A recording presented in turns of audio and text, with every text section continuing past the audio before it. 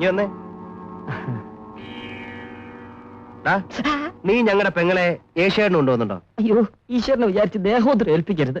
സത്യമൊക്കെ ഞാൻ പറയാം. ഏഷ്യാഡിന് പോണോന്ന് കുട്ടി, ശ്രമിച്ചു നോക്കാമെന്ന് ഞാൻ. അതിനുവേണ്ടി ദിവസവും പ്രാക്ടീസ് കൊടുക്കുമായിരുന്നു. ഇതിനപ്പുറം യാതൊന്നുമില്ല. യാതൊന്നുമില്ലേ? ഇല്ല, സത്യമായിട്ടും ഇല്ല. ഉണ്ടെന്ന് തെളിഞ്ഞാലോ? ഉണ്ടെന്ന് കുട്ടി പറഞ്ഞു. പറഞ്ഞു, അതുകൊണ്ടല്ലേ ചോദിച്ചത്. കുട്ടിക്ക് എന്നോട് സ്നേഹം തോന്നുന്നു എന്ന് പറഞ്ഞു. ശ്രമിച്ചു നോക്കാമെന്ന് ഞാനും പറഞ്ഞു. വേറെ ഒന്നും ഉണ്ടായില്ലേ? ഉണ്ടായെന്ന് കുട്ടി പറഞ്ഞോ? കുട്ടി കുട്ടി കുട്ടി, അവന്റെ ഒരു കുട്ടി. കാര്യത്തിന്റെ ഗൗരവം കുറയ്ക്കാനാണ് കുട്ടിയാക്കുന്നത്. വേറെ ഒന്നും ഉണ്ടായില്ലടാ. ഇനിയുള്ളത് പറഞ്ഞാൽ നിങ്ങൾ എന്നെ കെട്ടിപ്പിടിച്ച് ഉമ്മ വയ്ക്കും. കാര്യം പറയടോ. സാറേ, നമുക്ക് എങ്ങോട്ടെങ്കിലും ഒളിച്ചോടാം, എന്നിട്ട് എവിടെങ്കിലും പോയി കല്യാണം കഴിച്ച് ജീവിക്കാം എന്ന് കുട്ടി.